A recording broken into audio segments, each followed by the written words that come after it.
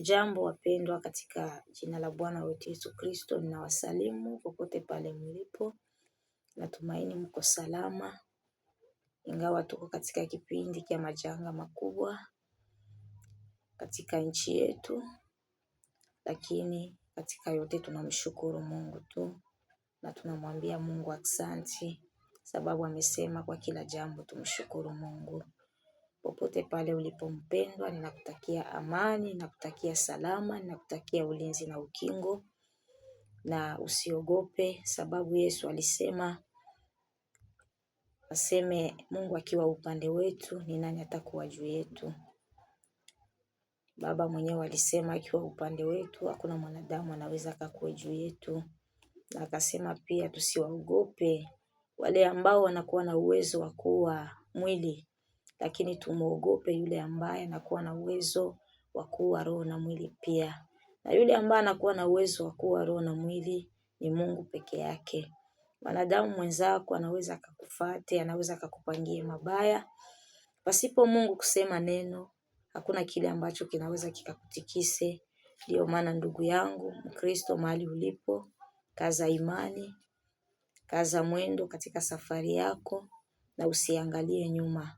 Sababu siku ambazo tulimo ndani ni siku ambazo zinatulomba kuomba sana, ambazo zinatuomba kufunga sana, ambazo zinatuomba kukesha zaidi na zaidi na kumwangalia yeye ambaye aliyetufia msalabani. Tuone lile atakalo lisema, tuone lile atakalo litenda juu ya maisha yetu. Basi popote ulipo, nakutakia amani, nakutakia salama, nakutakia nguvu zaidi, maana pasipo nguvu wenyewe hatuwezi. Hata Yesu aliporudi kwa Baba, alikuwa bado hajarudi, akijiandaa kurudi. Alirudi sababu alipofufuka, alirudi kuelekea mahali mitume wake walipo, ni sababu awapatie nguvu. Ni sababu awatumie tena ule Roho Mtakatifu ambaye atakayewawezesha. Pasipo nguvu za Mungu hatuwezi lolote.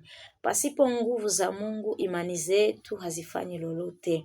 Unaweza kuwa na imani, ikiwa ile imani haina nguvu ya Mungu, hata ufanye nini ndugu yangu, hakuna chochote ambacho unaweza ukajiwezee.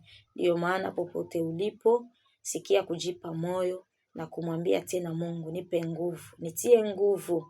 Maana hata Yesu katika kipindi ambacho alipitia kilikuwa kipindi kizito, alipokuwa akikinywa kikombe ambacho Baba alitaka akinywe, aliomba nguvu. Akamwambia Baba, nitie nguvu, maana mwenyewe sitaweza. Na pale Baba alimtia nguvu.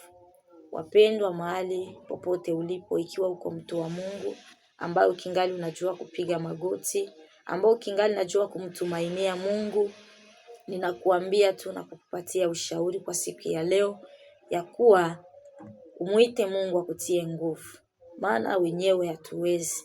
Tukiangalia hiki kipindi ambacho tuko ndani, ni kipindi ambako imani za wengi zinaenda. Imani za wengi hazina nguvu. Ingawa tutaonekana kwa macho tuko tu watumishi, tunashika Biblia, lakini imani za wengi hazina nguvu. Basi Mungu akutie nguvu, maana pasipo nguvu zake hatuwezi lolote. Pasipo nguvu zake hakuna lolote tunaweza tukajifanyie.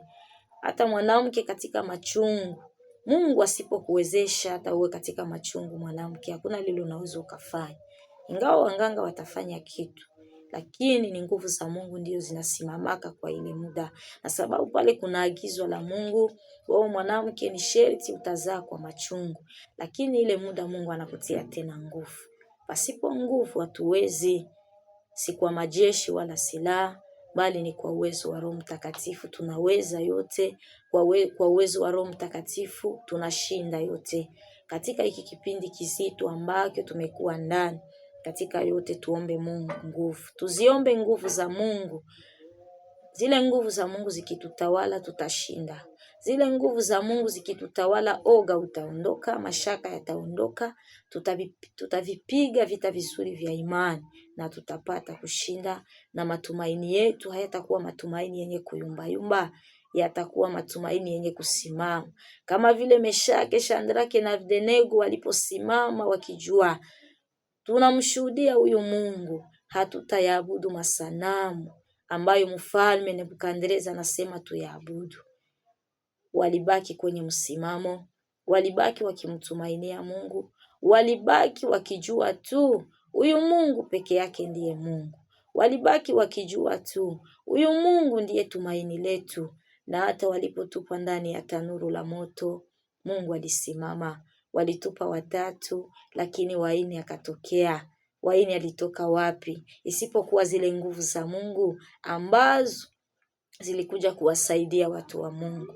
Na uwe ndugu yangu, usijione peke yako, usijione peke yako. Elekea kwenye magoti, piga magoti. Ingawa utaona kipindi kizito, njaa isitume unashindwa kuomba. Mipango ya mwanadamu isitume unashindwa kumwambia Mungu, nipe nguvu. Sababu unapomwambia Mungu nipe nguvu utashinda. Sababu kuna vigezo ambavyo shetani anatia maisha yetu ambavyo vinatuima tena neema ya kumsogelea Mungu. Vinatuima kibali ya kuelekea mahali Mungu alipokusudi. Tumwambie Baba tutie nguvu. Katika yote Mungu katika yote Mungu anayoyafanya hapa chini ya jua yana kusudi lake. Na anapoyafanya anajua sababu gani anayafanya. Kipindi hiki ambacho tulicho ndani ni kipindi kigumu na ni kipindi kizito.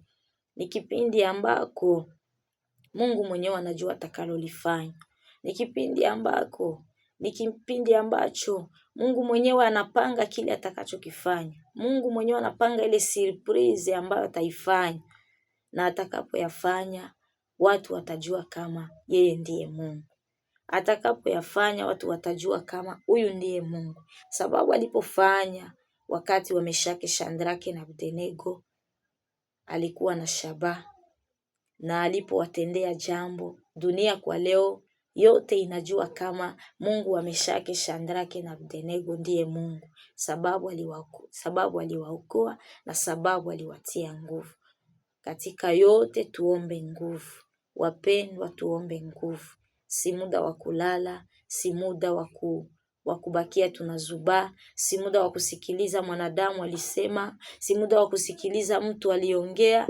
Ni muda wa kuingia kwenye magoti na kumwambia Baba nitie nguvu. Na atakapokutia nguvu yote utayashinda. Kipindi kizito ambacho utaona hiki kipindi kinanipita fahamu, utashinda yote.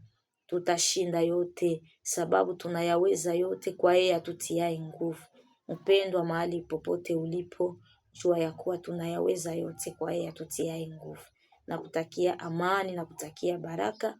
Na katika yote ninakuomba tu kwa hii mchana ya leo ukimbilie kwenye magoti na kumwambia Baba nitie nguvu, maana peke yangu sitaweza.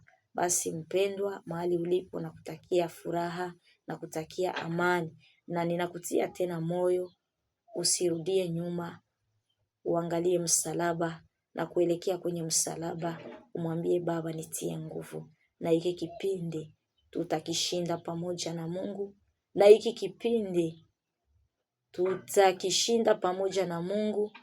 Na tutakapokishinda itakuwa ushindi ambao inakuwa na shindo kubwa sana. Sababu mbingu zitashangilia, kuzimu itaangalia, inatetemeka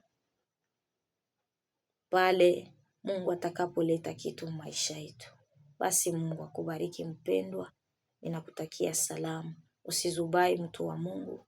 Usibakie ukiangalia huku na huku.